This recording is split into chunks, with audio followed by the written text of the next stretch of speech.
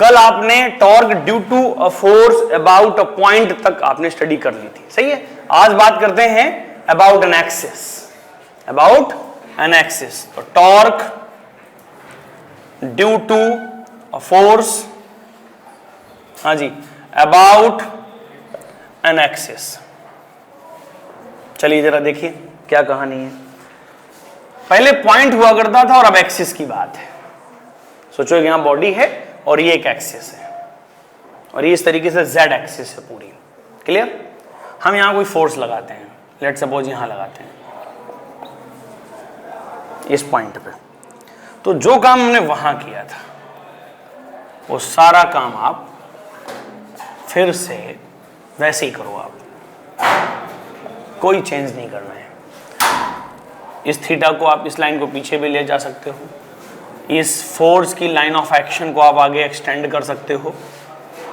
इसको अगर आप आर कह रहे हो इस लेंथ को, तो आर के दो कंपोनेंट हो जाएंगे, आर कॉस थीटा और आर साइन थीटा।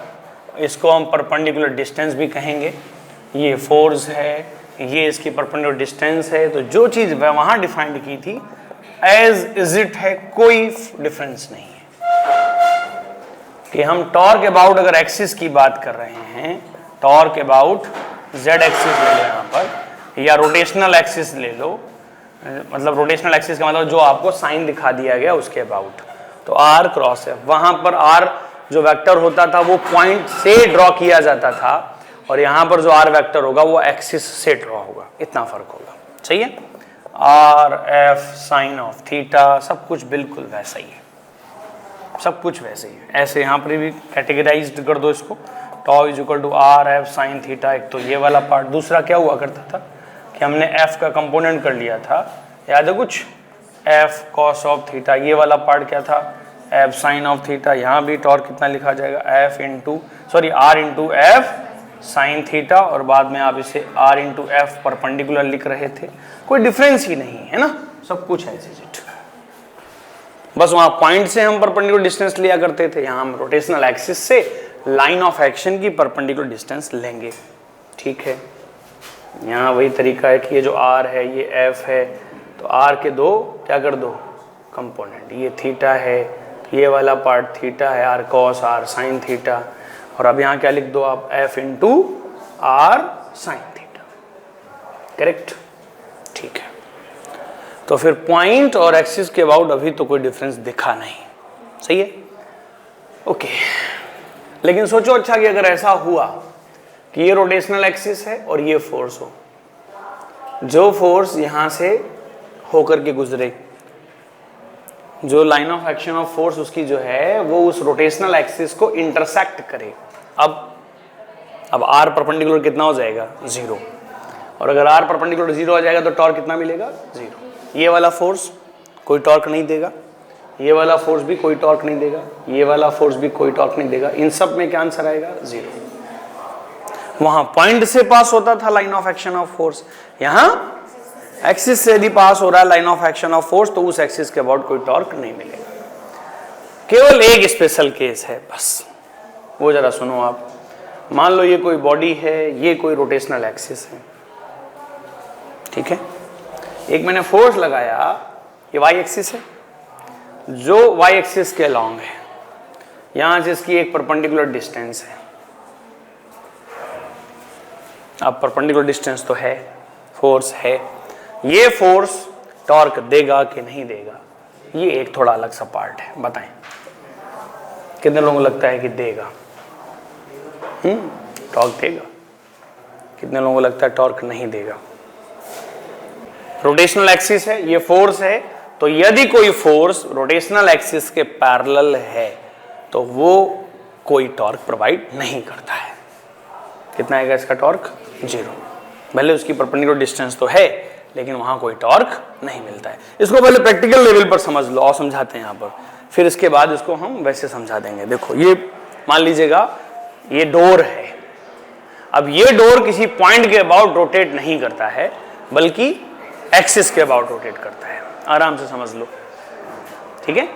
अच्छा, अब ऐसा कोई भी फोर्स जो इसे रोटेट करा सकता है वही टॉर्क देता है। आप देख लो, आप कौन कौन से फोर्सेस को रोटेट करा सकते हैं, कौन से नहीं करा सकते हैं। जैसे हम एक ऐसा फोर्स लगा रहे हैं जो इस तरीके से है, जो इसके आगे जाके एक्सिस को कट करेगा, इंटरसेक्ट करेगा। क्या ये इसको डोर को रोटेट करा रहा है? नहीं करा रहा है। थोड़ा एंगल पर ले आए ऐसे, तो नीचे जाकर इंटरसेक्ट करेगा। हम थोड़ा सा इस तरह से फोर्स लगा दें तो जाकर ऊपर कहीं ना कहीं इंटरसेक्ट करेगा एक्सिस को। एक्सिस तो है ना ऊपर तक। लेकिन अगर हम ऐसा फोर्स लगाएं, देखो ऐसा, ये वाला फोर्स, देखो ये क्या करेगा? ये रोटेट कराएगा, और जब ये रोटेट कराएगा इसका मतलब ये टॉर्क देगा। क्या करेंगे? अगर हम ये कोई फोर्स दे रहे हैं, ये वाला फोर्स, और ये फोर्स, और अगर टॉर्क निकालना है तो इस फोर्स का इस रोटेशनल एक्सिस से परपेंडिकुलर डिस्टेंस ले लो बस। अब इसको पकड़कर ऐसे खींचो या पीछे से क्या करो, आप पुश करो, उससे कोई फर्क नहीं पड़ता। पुल करो या पुश करो, उससे फर्क नहीं पड़ता है। आप अगर यहां पर फोर्स लगा रहे हो इस तरीके से, तो उस एक्सिस से इसकी परपेंडिकुलर डिस्टेंस निकाल लो। अच्छा, अब बात करते हैं इसको कि एक एंगल पर फोर्स लगाते हैं। देखो ये ऐसे, अब इसके साथ मान लीजिएगा कोई एंगल है, इस वर्टिकल एक्सिस के साथ मान लीजिए, यहां पर एक एक्सिस ले लीजिए आप, ये वाली एक्सिस है ना, और इसके बाद यहां से कोई एंगल है, चाहे वो ये वाला एंगल दे रहा हो या ये वाला एंगल दे रहा हो। अपन इसको क्या कर दें? Component F cos F sine. अगर ये थीटा दे रहा है तो बताएं जरा, एफ कॉस थीटा क्या करना चाहेगा? रोटेट कराएगा। और एफ साइन थीटा नहीं कराएगा, वो टॉर्क नहीं देगा। तो इसका मतलब है जितने भी फोर्सेस जिनकी line of action of forces अगर रोटेशनल एक्सिस को इंटरसेक्ट कर रही हैं तो वो तो टॉर्क दे ही नहीं सकती। अब चलो ये एक स्पेशल केस है केवल, बस चलो ऐसे फोर्स लगाते हैं, वर्टिकली डाउनवर्ड, वर्टिकली डाउनवर्ड। बताओ इस line of action of force का उस रोटेशनल एक्सिस के साथ एक परपेंडिकुलर डिस्टेंस तो है, क्या ये टॉर्क दे पाएगा? ये नहीं दे पाएगा। सही है, ये टॉर्क नहीं दे पाएगा। समझ रहे हो? ये एक स्पेशल केस है केवल कि अगर कोई भी फोर्स अगर रोटेशनल एक्सिस के पैरेलल है तो वो क्या नहीं देता? टॉर्क नहीं देता। सही है? चलिए, इसका रीजन बहुत अच्छा है। कोई रीजन एक्सप्लेन करेगा? क्यों? सोच के देखो आप। इसका रीजन एक बार आप सोच के फिर बताना मेरे को, ठीक है? फिर मैं एक्सप्लेन कर दूंगा प्रॉपर वे में। फिलहाल अभी रिजल्ट क्या है? रिजल्ट ये है कि अगर कोई फोर्स किसी रोटेशनल एक्सिस के पैरेलल है तो वो टॉर्क नहीं देगा, और अगर कोई लाइन ऑफ फोर्स अगर मान लो किसी रोटेशनल एक्सिस को इंटरसेक्ट कर रही है तो वो भी टॉर्क नहीं देगी। सही है? ओके, तो ये तो हुआ टॉर्क अबाउट एन एक्सिस। इतनी सी बात केवल जुड़ी है, बाकी कॉन्सेप्ट बिल्कुल वैसा ही है। चलिए बात करते हैं, एक इस पर एग्जाम्पल ले लेते हैं और उसके बाद फिर हम इसके आगे कॉन्सेप्ट पर काम करेंगे। बात करते हैं, चलो ये एक पार्टिकल है जो किसी स्ट्रिंग से कनेक्टेड है और इस तरीके से सर्कुलर मोशन कर रहा है। इस पर नीचे की तरफ क्या लग रहा होगा? मास mg। ये क्या लग रहा होगा? t। ये एंगल क्या होगा? थीटा। इसकी लेंथ क्या है? हाँ, ये लेंथ, ये l है। ओके, चलिए, ये पॉइंट है O, ये पॉइंट है O डैश। O डैश वो पॉइंट है जिसके अबाउट पार्टिकल सर्कुलर मोशन कर रहा है। O पॉइंट है जिसके अबाउट पार्टिकल कॉनिकल मोशन कर रहा है। सही है? ये स्ट्रिंग है, पार्टिकल है, मास m है। देखो क्या क्या पूछा जा रहा है। फाइंड टॉर्क, हाँ जी, due to mg and t, mg and t about O dash and O dash. कितने क्वेश्चन हो गए? हाँ, टोटल 6 क्वेश्चंस। स्टार्ट हो जाओ फटाफट। चलिए सॉल्व करिए। पहले आप mg का टॉर्क बताइए, O डैश और O डैश के अबाउट। तो चलिए स्टार्ट करते हैं इसका discussion. Torque due to mg force due to t about point O, about point O dash and about O dash. Start करते हैं। सबसे पहले बात करते हैं torque due to mg and about O। Okay, about. तो आपको इस पूरे टॉपिक में सिखाया गया है कि आप फोर्स की लाइन ऑफ एक्शन ड्रॉ कर दीजिए। तो ये लाइन ऑफ एक्शन है। अब आप L के दो कंपोनेंट करिए। ये पार्ट आएगा L cos थीटा और ये वाला पार्ट जाएगा L sin थीटा। अब ये तो फोर्स हो गया, इस फोर्स का इस पॉइंट से इस line of action of force की परपेंडिकुलर डिस्टेंस कितनी हो जाएगी, L sin थीटा। शायद ये सबको आ रहा होगा कि mg into L sin theta, that's your answer. Perfect है ये। बात करते हैं torque due to mg about, हाँ जी, O डैश। क्या कहते हो, इस बार पॉइंट O डैश है। इन कॉन्सेप्ट तो भी हमारा क्लियर है ना कि भाई O डैश से हम line of action of force की परपेंडिकुलर डिस्टेंस लिखेंगे और ये डिस्टेंस कितनी दिखेगी, that is again L sin theta. कहां समस्या आ रही है, अच्छा, mg into L sin theta. तीसरा पार्ट था इसका टॉर्क ड्यू टू mg, हाँ जी, अबाउट O डैश। क्या कहते हो, हाँ, क्यों, O डैश एक एक्सिस हो गई और इस एक्सिस के mg क्या है, हाँ, कितने लोगों के तीनों सही हैं, हाँ, यहां तो बढ़िया किया आप लोगों ने, बहुत अच्छा। चलिए बात करते हैं torque due to T about O। इसके अबाउट टॉर्क निकालना है इस फोर्स का, क्या कहते हो, कंपोनेंट करेंगे इस फोर्स की लाइन ऑफ एक्शन इस पॉइंट से पास होके जा रही है, इसके बाद क्या बचा बताओ, फिर कितना आएगा, t इंटू 0, दैट्स बिकम 0।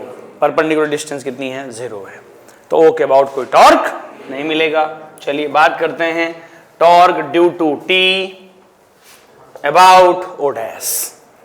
इस बार है O डैश। अब O डैश के अबाउट का मतलब ये हो गया, इस पॉइंट की इस लाइन ऑफ एक्शन से परपेंडिकुलर डिस्टेंस निकाल ली जाए। एक तो या तो काम ये किया जाए, मैंने कई बार कहा था आपसे, कई बार परपेंडिकुलर डिस्टेंस निकालना थोड़ा टफ हो जाएगा, तो फिर आप वहां क्या किया करोगे, आप फोर्स के कंपाउंड करके देख लोगे। ये थीटा है तो ये कितना, थीटा, चलो टी के दो कंपोनेंट करो, एक ऊपर की तरफ टी कॉस थीटा, दूसरा ये वाला पार्ट कितना, T sine theta. T sine theta कहां से पास हो रहा है, इस O डैश से पास हो रहा है। टी साइन थीटा टॉर्क नहीं देगा क्योंकि वो इसी पॉइंट से पास हो रहा है, टी कॉस थीटा देगा। बताओ कितना लिखा जाएगा, T cos theta multiplied by perpendicular distance, that is L sin theta. इतना करना था। अब देखा जाए तो इसको आप इसी हाल पे छोड़ सकते हो या कुछ और भी किया जा सकता है, सोच के बताओ। देखें जरा ध्यान से, T cos theta continuously mg को क्या कर रहा होगा, बैलेंस। तो एक आप बैलेंसिंग इक्वेशन यहां से बना सकते हो, T cos theta is equal to कितना, mg, यहां पुट कर दीजिए तो कितना आ जाएगा ये, mg into L sin theta. सही है। तो क्या मैं ये लिख सकता हूं कि torque due to mg about O dash and torque due to T about O dash all are equal. क्या ये मेरा स्टेटमेंट सही है? 30 सेकंड के अंदर सोच के बताओ। हाँ, जो भी है सब वो सोच लो आप, डायरेक्शन वायरेक्शन मैग्नीट्यूड वगैरह सब। क्या मैं ये लिख सकता हूं, देखो जरा, torque due to mg about O dash and torque due to T about O dash, क्या दोनों सेम हैं? क्या ये स्टेटमेंट करेक्ट है? ये स्टेटमेंट करेक्ट नहीं है। क्यों? तो T cos theta O dash के अबाउट क्लॉकवाइज टॉर्क दे रहा है, जबकि mg O डैश के अबाउट एंटी क्लॉकवाइज टॉर्क दे रहा है। माना कि दोनों के टॉर्क मैग्नीट्यूड वाइज सेम है, ये बात सही है, ये वैल्यू और ये वैल्यू सेम है, लेकिन डायरेक्शन वाइज जस्ट अपोजिट है। कहने को तुम ये भी कह सकते हो कि torques are balanced to each other. यहां पर टॉर्क क्या है, बैलेंस्ड हैं एक दूसरे पे, लेकिन ये नहीं कहा जा सकता कि वो वैल्यूज सेम है। क्यों भाई? क्योंकि साइन का कन्वेंशन का फर्क पड़ जाएगा। लेकिन अगर कोई ऐसे पूछ दे मैग्नीट्यूड आप बताओ हमें, तो देखो जरा, due to mg about O dash and, हाँ जी, torque due to mg about O dash, क्या कहते हो? That is correct. हाँ, अबाउट, यहां पर क्या लिखेंगे, due to T। Due to T, about O dash, that is correct, ये सही है, सही है। हाँ, अगर मैं बाहर ऊपर वहां माइनस लगा दूं अगर इस जगह, तो मामला सही हो जाएगा। एक और बचा, torque due to T about O dash, क्या कहते हो, ओ डैश एक्सिस को ये टी आगे जाकर के इंटरसेक्ट करता है, आंसर 0। देख लो कहां दिक्कत आई है, फिर यही तो आंसर आने चाहिए। कितने लोगों के सारे सही हैं? जिनके सारे सही हों, ठीक है, बढ़िया है। ये एक अच्छी जगह थी जहां पॉइंट भी कवर हो रहा था और एक्सिस भी कवर हो रही थी, सही है ना, एक्सिस भी कवर हो रही, कंपोनेंट्स भी कवर हो रहे थे, डिस्टेंस का भी कंपोनेंट हमने करके देख लिया एल का, और फोर्स की भी जरूरत पड़ ही गई कंपोनेंट करने के लिए, तो अच्छा एक एप्लीकेशन था ये, ठीक है, ठीक है। आगे बात करते हैं torque due to couple of forces, torque due to couple of forces. अब पहले तो हमें यह पता होना चाहिए कि कपल ऑफ फोर्सेस होते क्या हैं, कई बार हमें यही नहीं पता होता है, तो सुन लो फटाफट, देखना भाई, ये कोई बॉडी है, एक फोर्स इधर लग रहा है, दूसरा फोर्स इधर लग रहा है, और दोनों के दोनों फोर्स इक्वल मैग्नीट्यूड के हैं, F1 F0 है, F2 भी F0 है, इनके बीच की टोटल डिस्टेंस D है। कोई तुमने पॉइंट अपना एक मर्जी का ले रखा है, वो O है या सेंटर ऑफ मास है या कोई जनरल पॉइंट, इससे कोई लेना देना नहीं है, लेकिन ठीक है कि ले रखा है आपने, ठीक है। इसके अबाउट आप बॉडी को रोटेट कराना चाहते हो, मतलब कुल मिला के रोटेशनल पॉइंट हो गया या रोटेशनल एक्सिस हो गई। अब यहाँ पॉइंट ले लो या एक्सिस ले लो, आपकी मर्जी। ये एक ऐसा पॉइंट है जहां पर फोर्स लग रहा है, दूसरा ये पॉइंट है जहां पर फोर्स लग रहा है, दो फोर्स लग रहे हैं, दोनों इक्वल मैग्नीट्यूड के हैं, अपोजिट डायरेक्शन के हैं, और एक दूसरे के अलोंग नहीं है। क्या नहीं है? अलोंग नहीं है। अगर ऐसा हो कि किसी बॉडी पर दो ऐसे फोर्स जो मैग्नीट्यूड में इक्वल हो, डायरेक्शन में अपोजिट हो, सेम लाइन ऑफ एक्शन में नहीं हो, तो उन्हें हम कपल ऑफ फोर्सेस कहते हैं। जैसे कि अगर हम तुमसे कहें एक फोर्स इधर लग रहा है, एक फोर्स इधर लग रहा है, क्या ये कपल ऑफ फोर्सेस होंगे? नहीं, ये नहीं हो सकते, सही है। और अगर हम कहते हैं एक इधर लग जाए, एक इधर लग जाए, ये हो जाएंगे? नहीं हो जाएंगे, क्योंकि डायरेक्शन सेम हो गई, magnitude same, direction opposite and different line of action, that is just known as couple of forces, सही है। तो कपल ऑफ फोर्सेस कभी एक्शन रिएक्शन पेयर नहीं हो सकते। पेयर फोर्स होने के लिए तो लाइन ऑफ एक्शन भी क्या होनी चाहिए? सेम होनी चाहिए, इक्वल मैग्नीट्यूड हो, अपोजिट डायरेक्शन हो, लाइन ऑफ एक्शन सेम हो, साथ साथ वो म्यूचुअल इंटरेक्टिंग हो, इस तरह की सारी बातें होती हैं, अलग अलग बॉडी में हो, बहुत सारी बातें होती हैं, ये कपल ऑफ फोर्सेस है। तो अगर कपल ऑफ फोर्सेस यहां पर एक बॉडी में लग रहे हैं, अब आपसे पूछा जाए इन कपल ऑफ फोर्सेस की वजह का मतलब है दोनों की वजह से, आप टॉर्क बताओ। ओके अबाउट, चलो बताओ, ये डिस्टेंस मैं लिख लेता हूं, चलो x1 है इस जगह तक, और ये डिस्टेंस कितनी है? x2, ये पॉइंट है O या एक्सिस मान लेते हैं। पहला वर्क हम करने जा रहे हैं, torque due to couple of forces about O। कुछ नहीं, दोनों फोर्सेस का आप टॉर्क लिख दो with proper sign, with sign convention. चलो, इसमें से ये वाला टॉर्क किस डायरेक्शन में प्रोवाइड करेगा इसको? एंटी क्लॉकवाइज या क्लॉकवाइज? Anti clockwise. वो वाला वो भी एंटी क्लॉकवाइज, ठीक है।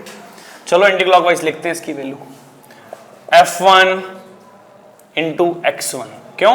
ये फोर्स है, इस पॉइंट से परपेंडिकुलर डिस्टेंस है, और अगर साइन कन्वेंशन लगाया जाए तो कैसे लगाओगे आप? माइनस। अगर हम पिछले लेक्चर की बात करें तो हमने एंटी क्लॉकवाइज डायरेक्शन को क्या ले रखा है? माइनस ले रखा है, ठीक है। प्लस उसका जो F2 into x2 taken as minus, तो हम इन्हें सम करेंगे लेकिन विद प्रॉपर साइन, तो हमने दोनों में माइनस लगा दिया। लिखने को हम सीधा भी लिख सकते थे, minus of F1 x1 minus of F2 x2। हम लिखने को तो ऐसा भी लिख सकते थे, माइनस ले लिया क्योंकि दोनों एंटी क्लॉकवाइज हैं, फिर मैग्नीट्यूड अंदर अंदर लिख दो, F1 x1 और F2 x2। चलो वैल्यू रख देते हैं, बताओ F0 x1 F0 x2। F0 क्या ले लो आप? कॉमन, अंदर क्या जाएगा? x1 plus x2। x1 plus x2 क्या बन जाएगा? d। बताओ कितना आ जाएगा ये? माइनस F0 इंटू डी, सही है, ठीक है। चलो ए के अबाउट निकालते हैं। Torque due to couple of forces about A. A के अबाउट क्या F1 कोई टॉर्क देगा?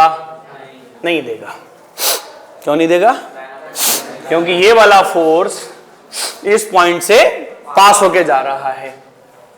बताओ F2 देगा? बिल्कुल देगा। कैसा देगा? नेगेटिव देगा। F2 into total perpendicular distance x1 plus x2। Perfect, ठीक है। ये माइनस F2 की value F0 x1 plus x2 d। अच्छा, क्या खास बात नोटिस की? ये तो सेम आ गया, क्या बात है। तीसरा वर्क करते हैं, ये सेकंड हो गया। अबाउट B, फिर से वही torque due to couple of forces about B। निकालो।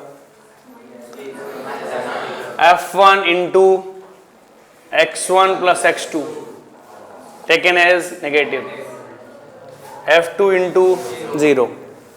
बताएं भाई, ये तो B के अबाउट टॉर्क देगा। कैसा? एंटी क्लॉकवाइज, जबकि ये नहीं देगा। बताएं D 0। आंसर बताएं क्या देखने को मिल रहा है? ये तो O A B, किसी भी पॉइंट के अबाउट निकालो, बार बार एक ही वैल्यू आ रही है। और वो वैल्यू भी क्या आ रही है कि उन दोनों फोर्सेस में से किसी का भी मैग्नीट्यूड ले लो और उन दोनों फोर्सेस के बीच की परपेंडिकुलर डिस्टेंस ले लो। करेक्ट।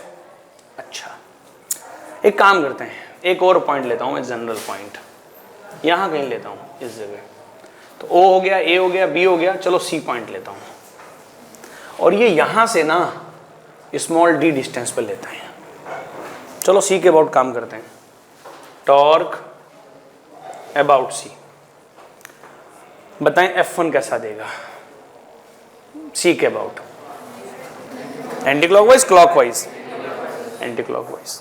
ऐसे रोटेट करना चाहेगा, इसका बहुत बड़ा रोल होगा भाई। हाँ, कि एंटी क्लॉकवाइज और क्लॉकवाइज है। बताओ x1 plus x2 plus d taken as negative, ये सही है क्या? ठीक है। अब बात आई F2 की। F2 जो है टॉर्क देगा कि नहीं देगा? देगा। कैसा देगा? ये क्लॉकवाइज देगा। इसकी कोशिश ये होगी कि बॉडी C के अबाउट इस तरह रोटेट करे, जबकि उसकी कोशिश होगी कि एंटी क्लॉकवाइज रोटेट करे। चलो बताओ कैसे लिखना चाहिए? Plus F2 into D. कोई दिक्कत? ये साइन है इसका, ये तो हम एडिशन का साइन लगा रहे हैं, ये हम साइन कन्वेंशन का साइन यूज कर रहे हैं। चलिए बताइए, माइनस F1 की जगह F0 x1 प्लस x2। हाँ, अच्छा ये d डिस्टेंस ले रखी थी क्या मैंने? तो इसको d डैश ले लो आप, कोई दिक्कत नहीं है। तो यह आ जाएगा फिर x1 plus x2 plus d dash. यहाँ पर कितना आ जाएगा? d dash. ठीक है, हाँ वो डिस्टेंस d है तो इसको d डैश ले सकते हो, कोई दिक्कत नहीं। चलें, तो यहाँ जाएगा माइनस F0 इंटू, बताएं जरा, यह आ जाएगा आपका d plus d dash plus F2 की जगह F0 और d डैश की जगह d डैश। मल्टीप्लाई कर दो, minus of F0 d minus F0 d dash plus F0 d dash minus F0 d dash plus F0 d dash, cancel out, minus of F0 d। ये तो और भी गजब हो गया। इन सब से हम क्या कंक्लूजन निकालने वाले हैं? कि अगर पॉइंट में यहां कहीं लेता कोई P तो उसके अबाउट आंसर सेम आता। प्रोसेस थोड़ा टफ हो जाता। यहाँ कोई पॉइंट लेते Q, यहाँ लेते कोई M, कोई यहाँ लेते N, कोई फर्क नहीं पड़ता है। इसका मतलब है कपल ऑफ फोर्सेस की वजह से टॉर्क निकालने के लिए आपको पॉइंट की जरूरत नहीं है कि किस पॉइंट के अबाउट, किस एक्सिस के अबाउट बताना है। वो तो वही होगा क्या? F0 into D, the product of the one of the magnitude of the force and distance between line of action of forces. यही आंसर होगा। किसके अबाउट बताया जाए, पूछा जाए, इससे फर्क नहीं पड़ता है। ये सीख लेना इसलिए जरूरी था। मान लो एग्जाम में इस तरीके से कोई टॉर्क की बात वो कर दे और वो कपल ऑफ फोर्सेस की बात कर दे और फिर आपसे वो इस तरह का जनरल कोई पॉइंट ले ले यहाँ पर, फिर वो एंगल इस तरीके से दे दे जो है यहाँ से 37 डिग्री, यहाँ से 15 डिग्री, और ये आपकी L1, ये आपकी L2, और ये डिस्टेंस साफ साफ D दे रहा है, और आप वहाँ मेहनत करते घूम रहे हो कि आप परपेंडिकुलर डिस्टेंस निकाल रहे हो, और तमाम तरह की फालतू की मेहनत करने से कोई फायदा नहीं। सही, आप जो ये डिस्टेंस उन्हें दे रखी है, ये दोनों कपल ऑफ फोर्सेस हैं, एक फोर्स ले लो, डिस्टेंस ले लो, मल्टीप्लाई करो, आंसर। और अगर ये दोनों मिलकर के इसको कैसे रोटेट कर रहे हैं बताओ? हाँ, एंटी क्लॉकवाइज। तो नेगेटिव साइन में ले लो, नेगेटिव का मतलब समझ रहे हो आप?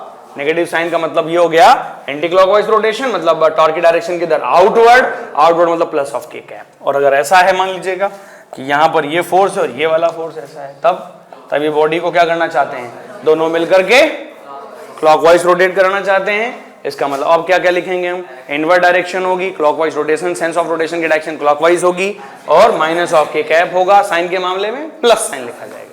एक छोटी सी बात बताते चलता हूं, कई बार ये पूछ देता है कि क्या बॉडी में नेट फोर्स कुछ मिला? नेट फोर्स बताओ। न्यूटन्स लॉ ऑफ मोशन के हिसाब से सोचो तो बॉडी का क्या बनाओगे तुम? पॉइंट मास FBD, और FBD में एक फोर्स कहां दिखाओगे? ऊपर, एक नीचे, नेट फोर्स 0। इसका मतलब है जब कपल ऑफ फोर्सेस होते हैं तो बॉडी का नेट एक्सीलरेशन 0 होता है, नेट फोर्स 0 होता है, लेकिन टॉर्क 0 नहीं होता है। बस ये छोटी सी बात याद रखना, हर जगह काम आएगी कि जब कपल ऑफ फोर्सेस की बात होगी तो फोर्स 0 होता है, एक्सीलरेशन 0 होता है, टॉर्क 0 नहीं होता है, और tau is equal to I alpha आप जानते होंगे, अल्फा 0 नहीं होता है। सही है? हाँ, ये फिलहाल अल्फा वाली बात मैं आगे भी एक्सप्लेन करूंगा, कई लोगों के लिए नहीं हो सकती है तो वो सीख जाएंगे। तो torque due to couple of forces में केवल एक लाइन थी।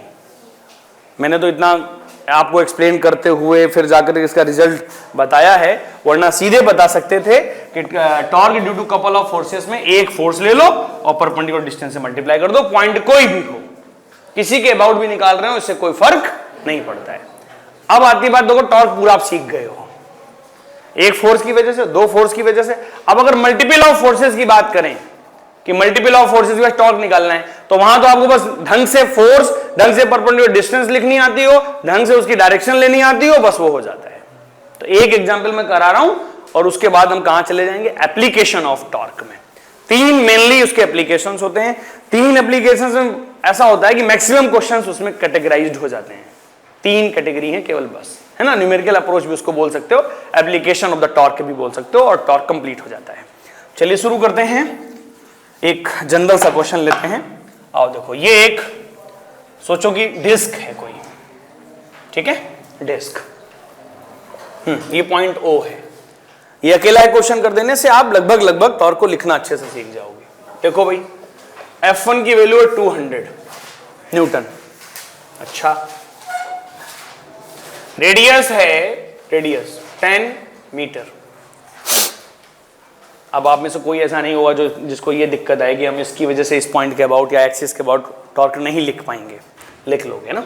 ठीक है। ये F2 है 100 न्यूटन, ये F3 है 50 न्यूटन,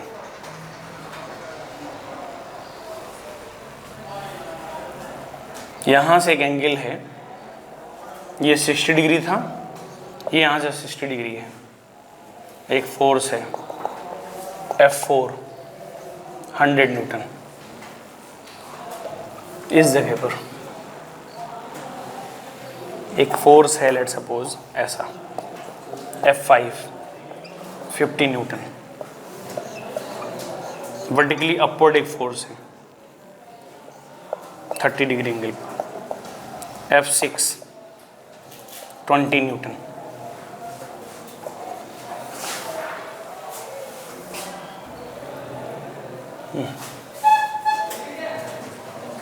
डिग्री।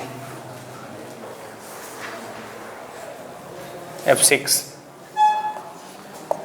F7 100 न्यूटन, ठीक है, 45 डिग्री एंगल। F8 और ये है 50√2, 50√2। एक और फोर्स लेता हूं मैं इस जगह पे, जो यहां से 30 डिग्री एंगल है और डाउनवर्ड लग रहा है। F9 50 न्यूटन, यहां से 30 डिग्री एंगल है। Find out the net torque. करना क्या है बताऊं? हर एक फोर्स का टॉर्क विद साइन लिखते चले जाओ, क्लॉकवाइज को पॉजिटिव लेते चले जाओ और एंटी क्लॉकवाइज को नेगेटिव लेते चले जाओ। सही से ढंग से फोर्स ले लेना और ढंग से उसकी परपेंडिकुलर डिस्टेंस ले लेना। टाइम 1 से 2 मिनट तक, 2 मिनट चल जाएगा। क्यों? 2 मिनट के अंदर आपको इसके आंसर तक पहुंचना है। बहुत ज्यादा सॉल्व नहीं करना है, बस लिखना है ढंग से। पॉजिटिव पॉजिटिव सम कर देना, नेगेटिव नेगेटिव सम कर देना। बहुत ज्यादा अपने को फाइनल आंसर तक नहीं पहुंचना, लेकिन हम तो बस ये देखना चाह रहे हैं कि आप टॉर्क लिख पाएंगे कि नहीं। Okay, let's start. तो स्टार्ट करते हैं इसका टॉर्क लिखना, जो आपके सामने दिया गया था कि बहुत सारे फोर्सेस दे दिए गए थे और ओ के अबाउट टॉर्क लिखना था। चलिए देखिए, स्टार्ट करते हैं एक एक करके। टॉर्क अबाउट ओ, अबाउट ओ। तो सबसे पहले F1 से स्टार्ट करते हैं। तो बताओ जरा यहां पर क्या सीन होगा। F1 200 फोर्स है, परपेंडिकुलर डिस्टेंस है कितनी r 10 मीटर। प्लस लें कि माइनस लें? प्लस। क्यों? क्योंकि ये क्लॉकवाइज सेंस में टॉर्क प्रोवाइड करेगा। ये 60 डिग्री एंगल पर है और ये टेंजेंट है। बताओ क्या करें? इस 100 का कंपोनेंट करें कि नहीं करें? हाँ, बिल्कुल करने की जरूरत नहीं है। जो टेंजेंट होता है वो रेडियस के परपेंडिकुलर होता है, इसलिए कोई जरूरत नहीं है। ठीक है। प्लस फिर से 100 इंटू बताएं जरा 10। 100 तो इसका फोर्स हो गया और 10 इसकी परपेंडिकुलर डिस्टेंस हो गई। अब F3 से निपटते हैं। चलो, तो F3 के बारे में क्या ख्याल है? क्या करना पड़ेगा? किसके कंपोनेंट? फोर्स के। एक कंपोनेंट कितना? 50 cos ऑफ 30, दूसरा वाला ये 50 sin ऑफ 30। बताएं कौन सा फोर्स इसमें O के अबाउट टॉर्क नहीं दे पाएगा? 50 cos 30, जबकि 50 sin 30 देगा। कैसा देगा? Clockwise anti clockwise? Anti clockwise. Minus 50 sin 30 multiplied by 10। बस ऐसे निपटते चले जाओ। चलो F4 के बारे में क्या सोचना है? फिर से ये टेंजेंट है और टेंजेंट हमेशा डिस्टेंस के परपेंडिकुलर होते हैं। बताओ जरा, 90 डिग्री ये हो गया। बताएं, माइनस 100 इंटू 10। प्लस कौन बोला? ये क्या है? Anti clockwise. बॉडी को ये एंटी क्लॉकवाइज सेंस में रोटेट करना चाहेगा, इसका टॉर्क जो लिया जाएगा वो नेगेटिव लिया जाएगा। अब आ जाओ F4 के बाद कहां पहुंचे? F5 में। F5 कहां है? ये है। बताओ इसका टॉर्क क्लॉकवाइज या एंटी क्लॉकवाइज? अरे इसको पकड़ के फिर इसको फोर्स लगा के खींचा करो तो बॉडी कैसे रोटेट करेगी? क्लॉकवाइज। बताओ आंसर। Plus 50 into 10। अच्छा, F6 बताएं जरा, क्या हम इसका सीधा लिख दें 20 इंटू 10? नहीं, क्या करने पड़ेंगे? कंपोनेंट्स। कंपोनेंट कैसे करेंगे? ये 30 है तो ये कितना? 30। इसका कंपोनेंट बताओ जरा यहां से। 20 cos 30, दूसरा बताओ 20 sin 30। सुन रहे हैं आप? ठीक है। ये वाला पार्ट टॉर्क प्रोवाइड नहीं करेगा, ये वाला प्रोवाइड करेगा। Anti clockwise clockwise? क्लॉकवाइज। कैसे लिखेंगे? Plus 20 sin 30 multiplied by 10। F6 cover हो गया। चलो भाई, F7 कहाँ है? यहाँ है, सीधा सीधा है ये टेंजेंट है। क्या करें? Plus 100 into 10। F8 कहाँ है? यहाँ है। ये भी क्या है? टेंजेंट है। हालांकि ये 45 डिग्री एंगल पर है। क्या करें? कंपोनेंट्स करें कि नहीं करें? टेंजेंट के कंपोनेंट नहीं करने हैं तो क्या लिखेंगे? Minus 50√2 into 10। सही है? क्यों? क्योंकि ये डिस्टेंस कितनी है? 10 है। अच्छा, अब आ जाओ F8 के बाद F9। F9 क्या कहते हो? F9 का टॉर्क कैसे लिखेंगे हम? इसे हमें आगे बढ़ाना होगा, और अगर आप इसको F9 बोल रहे हो, जो कि कितना था 50 न्यूटन, 50 न्यूटन। चलो भाई, ये एंगल अगर 30 डिग्री है तो यहाँ भी 30 डिग्री होगा, तो इसके कंपोनेंट कर दो 50 cos 30, इधर आ जाओ 50 sin 30। ये वाली चीज क्या हो जाएगी, ये जो है टॉर्क प्रोवाइड नहीं कर पाएगी, और 50 sin 30 प्रोवाइड कर देगा। Clockwise anti clockwise? क्लॉकवाइज। बताओ 50 sin 30 मल्टीप्लाइड बाई 10। क्लियर? और कोई बचा? नहीं बचा। अब इसको सम करना, सबट्रैक्ट करना, वो कोई बड़ा काम नहीं है, बस लिखना आपको आ गया है। सही है? तो ज्यादा से ज्यादा एक फोर्स का आएगा, कपल ऑफ फोर्स का आ सकता है, या फिर मल्टीपल ऑफ फोर्सेस का आ सकता है। पॉइंट के अबाउट आएगा या एक्सिस के अबाउट आएगा। अब बताओ इसमें क्या दिक्कत आ सकती है? फिर भी कई बच्चों को टॉर्क लिखने में दिक्कत होती है। इससे ज्यादा इसमें कोई ज्ञान की जरूरत नहीं है, बस इतना ही चाहिए होता है। सही है? चलो, एक छोटा सा हिस्सा और है, वो मैं उस पर भी आपका ध्यान ले जाना चाहूंगा, और ये तैयार है। चलिए, फिर हम इसकी एप्लीकेशन पर बात करेंगे। देखना, कई क्वेश्चन ऐसे भी मिलेंगे आपको। ये पॉइंट P है, यहाँ एक फोर्स है 3i cap minus 4j cap plus of 5k cap. ये पॉइंट O है, इस पॉइंट का कोऑर्डिनेट है, देखना 1, 2, 3। Find out the torque, find out the torque due to force F about O। ये क्वेश्चन है, अबाउट O कह दिया उसने, तो ये क्या बनेगा, वेक्टर R। क्या करना होगा यहाँ, वेक्टर R जल्दी से ड्रॉ करना होगा। बताओ वेक्टर ऑफ और OP कितना हो जाएगा आपका, I cap plus 2j cap plus 3k cap.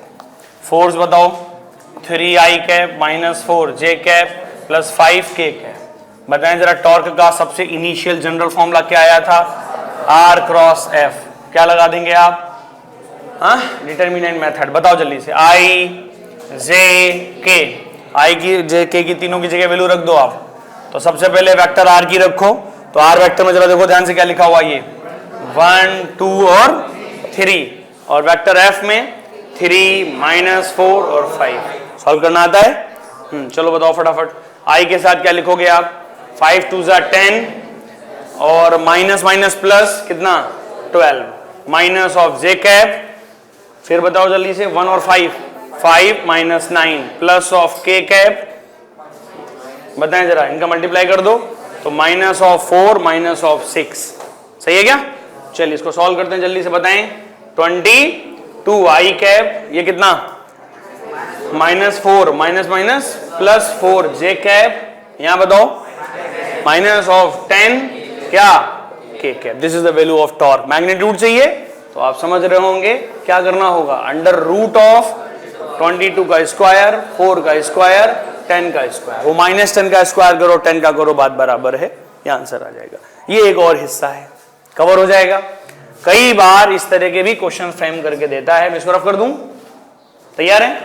देखो ऐसे क्वेश्चन भी दे देता है वो, कि वो 2 पॉइंट दे देगा, एक ये और एक ये। एक पॉइंट A है, एक पॉइंट B है, और B पर फोर्स दे दिया उसने।